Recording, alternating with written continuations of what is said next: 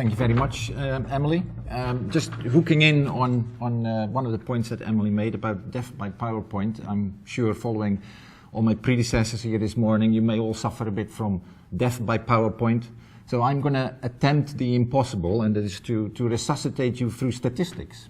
Now, I'm no David Blaine and I'm no Dynamo, so you may have to bear with me on that. And you know what they say about statistics and from a point of view of lies, etc. But the insight that I'm going to try to give you in the next slides that are coming are all based around data that we've collected over the last 4.5 years through the implementation of the online MIST program, which is particularly designed for the experienced offshore workers. So you've got to bear that in mind, that these slides are in that context rather than Emily's piece around the classroom. So I'll start off with where MIST is coming from the early days. So we're talking about the 1st of April 2009, there's the rollout of the actual online version for experienced workers. And experienced workers have been defined as people that have been offshore over the last 4 years and for then obvious reasons hold a valid vantage number, vantage card. So they've been trained, they've been out there at the coal face for hopefully for many years, and for those people it is not sensible to put them in a classroom for 2 days, and that would be very patronizing indeed, and probably they will switch off at a very early point. So the online program is being developed to tap into that previous experience that they've had, try to demonstrate what they already know, and then tailor the course to just that piece of knowledge that they're perhaps lacking or are not as clear on. So the target that was set was for by the 31st of December, so about a year and a half on, to have everybody in the North Sea trained to that standard. So in the first year, so from April 2009 to April 2010, that curve is obviously fairly slow. And you've got to bear in mind, this is an industry that have put themselves right behind MIST and have set themselves their target, and they collectively want to achieve that. So there is full buy-in at the most senior level. So that is still a sort of a slow uptake, but then you see in the next year that target is probably fairly well reached by 35,000. We hear numbers of 25,000 offshore. This shows that it's probably a higher number. And that continues then on to over the years where by year 4 we're talking about 59,000 people that have gone through the online MIST program. So we're talking 59,000 experienced workers, and by the end of July this year we're reaching 62,500 people. So that is a sort of the uptake curve of MIST for experienced workers. And what you also see is that 96% of the people that have actually registered for MIST have actually done iMIST to date. So who is implementing MIST? So this curve is trying to show you that there is obviously a vast number of individuals in the industry, a vast number of companies, but if you look at the left-hand side of this curve here, even if you go right down to five of the biggest companies that have implemented MIST account for just about 17% of all the people that have been trained. So take that to a third, you're looking at just 15 companies that are accountable for a third of the implementation of MIST. So then you take that up to 50 companies or 100 companies, and then you're talking nearly 60-70% of people that have covered MIST. The interesting piece is there people that are privately buying MIST or trying to go and do MIST, whether that is because they're just one-man bands or whatever it is, and then ultimately you're looking at a long list of companies of in excess of 1,100 companies that have probably less than 20 people by the looks of all that data. So they are small companies that still service that industry and putting people offshore day in, day out. So we get an awful lot of data because, unlike the classroom, obviously through an electronic means, there is an awful lot of things that you can record. Every single click that people do through that course is being recorded, and we can collect data on that.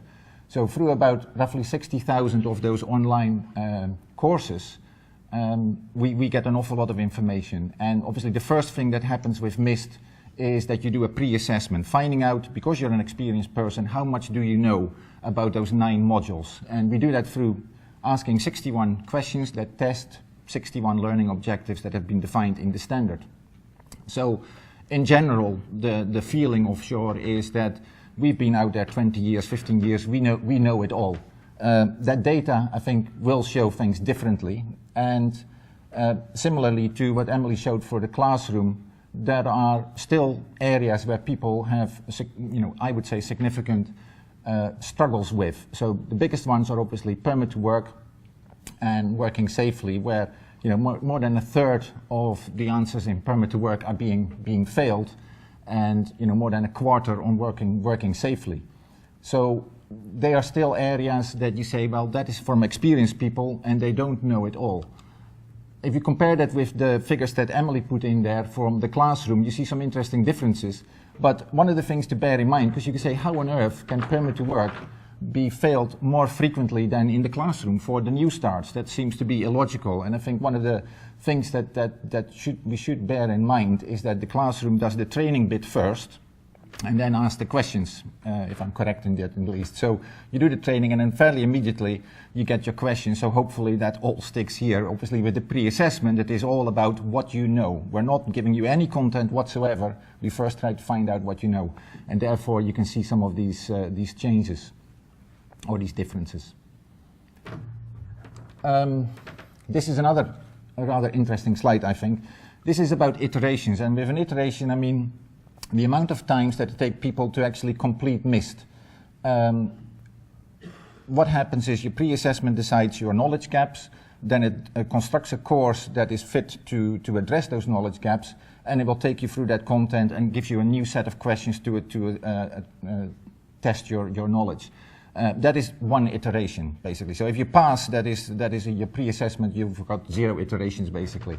So the number of times that you go through that loop to get everything right is what is the indication here. And what is interesting, if you're looking at the first 3 years of MIST, we're talking about 52,000 candidates or so, about 1 in 5 needs more than 5 iterations to get MIST to 100% pass mark. So to me, that tells a story that's saying the experienced workers are still taking something away from MIST. They don't know it all, and it is of value to take them up that level to get that consistent baseline of everybody knowing the same basic safety knowledge.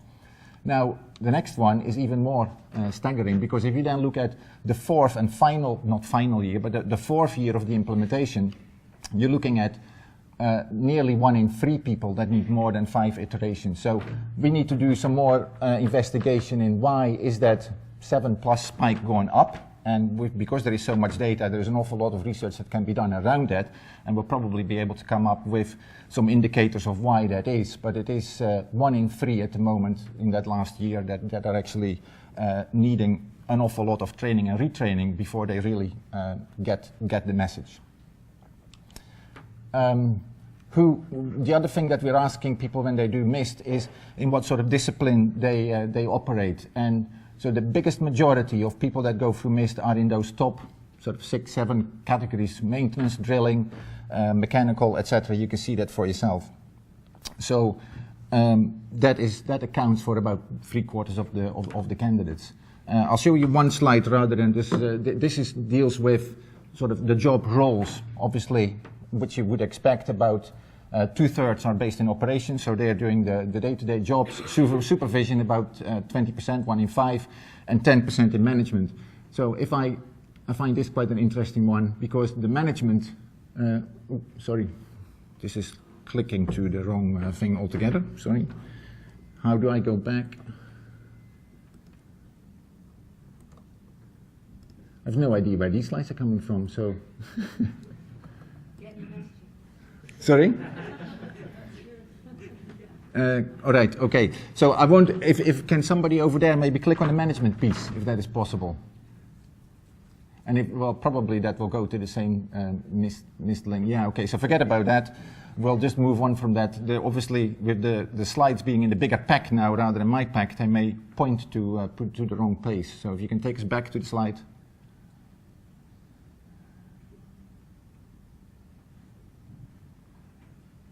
Right, okay. What we can show in those categories is to show how the different disciplines actually perform in the pre-assessment. And there's a very interesting, if we just move on to the next slide, because we may get to the slide anyway. So operations, maybe move on one to the management side of things. this is fine as well. So you see production, general support, drilling, OIMs, maintenance, those are all sitting in the top categories of people that fare best through the pre-assessment. And as you would probably expect, because it would be more challenging, like catering, more surprised about mechanical and electrical. They're sitting in sort of the lower scale of doing well in the pre-assessment. So again, all that data can be looked at. And if we can move one slide on, the biggest jump actually you see in management. So you see, less than 70% in catering versus 85% in production. But consistently, production, drilling, general support, and so on, all sit in the top performers. I shall take over from here. What is interesting, perhaps as well, is now that we've got all that data, after the review and sort of the retuning of MIST, we want to make all that data available to all the companies, so that they have their own corporate dashboard of how they are doing with the implementation of MIST and how their staff are performing versus perhaps benchmarking it against the industry or the peer group in the industry. So you can see, are we particularly worse or better in particular topic headings than the rest of the industry, and should we do something about that? So that insight will all be there for everybody going forward. A couple of things about the advantage as well of the online tool, I suppose, is being able to point exactly to which learning objectives people failing. So we looked at modules, but around the sort of the permit to work, understanding the permit to work system, is about 75% or so of the people fail on that. So just exactly, that is quite a critical learning objective, I would argue, and a lot of people fail on that. Working safely, the role of safety committees, safety meetings, and safety representatives, not entirely clear. Obviously there's a big spike there about hazardous substances. I would probably want to ignore that as much as possible, mainly because there's wording in the question that could be argued with, a bit like an ambiguity like Emily showed before, that you could say, well, where do you go with that question? So that needs to be addressed. But the other areas clearly give indication of where people struggle and where they may need the corrective training. So about nearly 40% of the learning objectives have a failure rate of 25%, so I won't bore you too much with that. This talks around how long it takes, because we're comparing MIST online with experienced workers towards 2 days in the classroom, and this shows that about 83% of the people actually complete MIST online within 3 hours. So the vast majority, and actually if you take that up to 4 hours to half a day, you're talking about over 90% of the people that do that. So there is definitely a time gain to be had by doing the online course and still getting the same result, I suppose. There is one other piece here, and that is about some of the surveys. So we do the MIST, the normal program, and then we ask people a set of questions just to get a feel for what did they think of the program, how did it work for them, and have they got anything else that they can contribute to improve on that. So a couple of slides, I will keep this fairly short, but it gives us again an insight in the rest of the industry and how they think about the program itself. So about a third of candidates are 35 years and younger. I'm talking in percentages now, but we also see that the 55s and above is a group of 12% of people that are likely to be leaving the industry soon and need to be replaced by the younger guard, I suppose. So that gives us something to think about as well. This is another bit that people really appreciate, is the fact that MIST can be done anywhere, basically at home, at work, wherever they are, and they can pick that up at any point and stop and start. So, about less than 80%, just under 80%, did that in that environment rather than going to specific training centers for that. Is it easy to get started with MIST? Yes, I think 80% find it very easy to log on and start the course. Is it easy to use? Pretty much explicit there in 90%, so I'll flick through these fairly quickly. Interactive, we're talking about death by PowerPoint, boring slides, not being engaged, switching off. So through the online tool, we're trying to make it as engaging as possible and as interactive as possible, and a lot of people just agree that is what's being achieved. We'll click through this. This is an interesting one because nearly 3/4 still find that a course takes too long. But bearing in mind that on that previous slide I showed that 83% completed within 3 hours. So as an industry, we should probably say, well, people may perceive that to be too long, but I think 3 hours or 4 hours spent on basic safety training is a good thing to do, and it is not excessive, and I'm quite happy with that. But obviously, the perception is that we're spending too long on it. This is a very important one. If we ask them, will MIST help you in your job, then 77% of the people believe that it does. So that is, I think, a good indicator that people themselves say, this is something that is of value to us, and it helps me in my job, keep myself safe, keep my colleagues safe, and the asset safe, I hope. Questions? And obviously what we don't want is that too many people find these questions too easy, because then everybody passes. 2 more slides to go after this. There is a free text question that we ask and saying, what can be improved on MIST, or what do you find is wrong with it, or what do you feel is just not worth about it? And on the other hand, we ask, is there anything positive that you can contribute and that you particularly liked about this? So there's about just 21.6% of people put something in there, so that is actually quite a high return rate if you think about that. And 3/4 of those people that have put something in have put something positive in, and 1/4, or 27%, have put something negative in there. So again, we then just go through those thousands and thousands of responses, and things like that can come out. So these are the positive ones, and because it's all percentages, I've put 1 or 2 numbers against it so you can get the scale of the number of things that have been written down, and we try to condense it in about like single words basically. So accessibility, for instance, all points towards being able to do it from home, being able to do it in your own time, being able to stop and start and make those things easy. So a lot of people are saying that helps me a lot, that is easier for me to do. Well presented, ease of use, good graphics and interactivity, around down to voiceover, etc., etc. Quick and acceptable length is still in there as well, so that is quite interesting. And it being a good refresher and a reminder of what safety is all about for them. So nothing to hide here, so also about the negative categories, but obviously because we got less negative comments, the numbers there are less, but we're talking about misleading or ambiguous content, not relevant to the job, you just pick them out yourself. Standard of English too high, and that really, I suppose, is something we've got to take on board as well. But it is not just British people that we're training, and it's probably Dutch people like myself, Norwegians, Romanians, Polish, whatever it may be, and we need to bear in mind that their level of English may not be as high as maybe the rest of the workforce, and we got to tune into that and make sure we take that on board. So the key thing around all this is all that feedback can help us point MIST into the right direction, take them on board and do something with that in the program so that it gets better and taps into those comments. Interesting, I'm just going to mention it because otherwise people will just bring it up themselves. Often it's been talked around, MIST is just a money-making scheme. The point is, if you look at it in that graph, and actually if we count up the number of comments that hint on that in those or in similar types of words, it's 26 people that raise that. So, is that an issue? I don't think it is. So, on the basis of that, that is just about all there is to say about the statistics. There is obviously each of these slides will attempt to answer a question, but they may pose or they answer something, but it may pose further questions like what for instance, why is that peak of iterations going up?